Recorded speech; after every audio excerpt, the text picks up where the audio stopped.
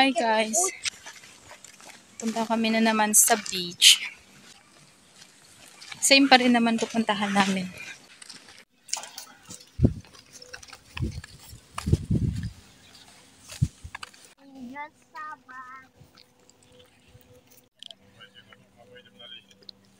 Da.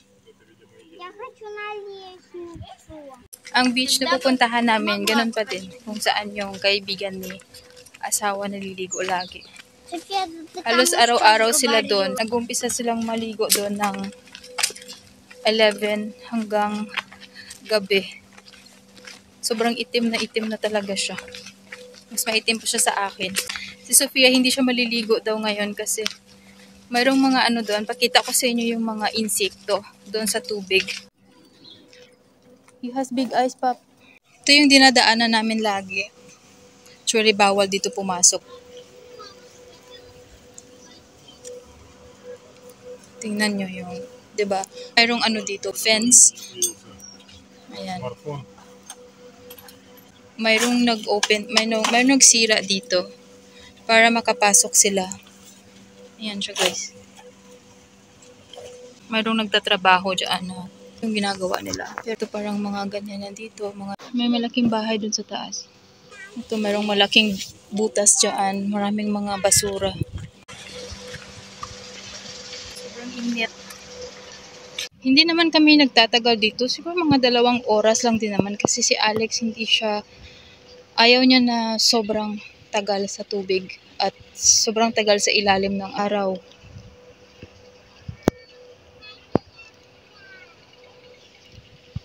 Parang wala pa dito yung friend ni Alex. Usually doon sila pumupunta sa kabilang side. Doon. Pero wala pa sila doon.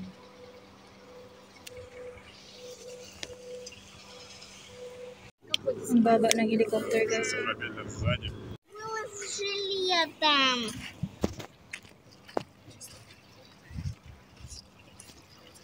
Walang insects ngayong araw. There's no insects, da? Wala. Nung nakaraan, sobrang dami talaga nila.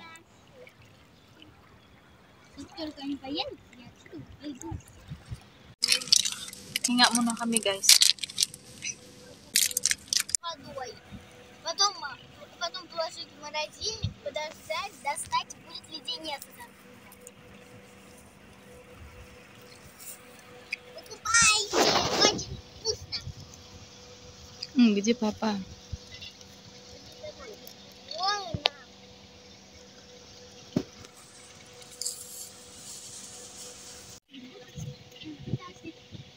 Смотри, как далеко папа.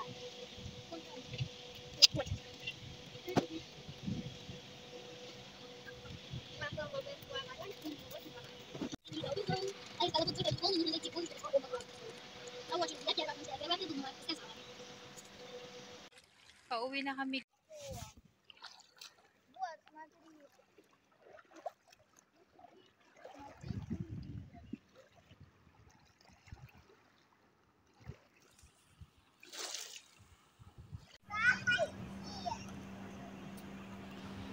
Din pa ni sila makadto yaman. Раз, два, взяли, а я уже поработала. Раз, два, взяли. Раз, два, взяли. Раз, два, три, четыре, пять, пять. Linis yung dalawa. Мне вот это нужно поднести.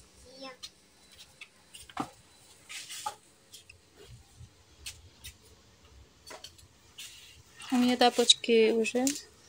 Can you move this one? Все, я подметла, тут теперь можно Move будет this to the... ходить. Где солнце? Вот наверху мокрые, внизу сухие уже, мам. У Алисы сандали тоже. No, not like that. Так, мам. I'm telling Alice Sophia, not you. Magluluto pala kami ng pizza ngayon. Ilalagay ko ay ground beef kasi marami pa talaga akong karne, guys, na kailangan kong lutuin na makakain ng mga bata. Nagpo-fry ako ng onions and tomatoes. Tapos ito yung ground beef ko. Hahatiin ko lang siya. Yung half, ilalagay ko dun para sa pizza. Yung half naman, gagawa ako ng torta. Ito yung dough ko. Kakagawa ko lang yan. Ito na pala yung pizza. Tapan lang namin siya niluluto kasi wala kaming oven dito sa bahay. Maluluto naman siya. Pala si Alisa, gustong tumulong sa akin. Kaya. At ito pala yung sauce. Yung sauce na ginamit ko ay tomatoes lang yan guys na binuhol ko muna siya. Tapos tinanggal ko yung balat. Tapos cheese. May cheese pa dito. Папа не будет пиццу, наверное. Не будет. Еще 2 куска.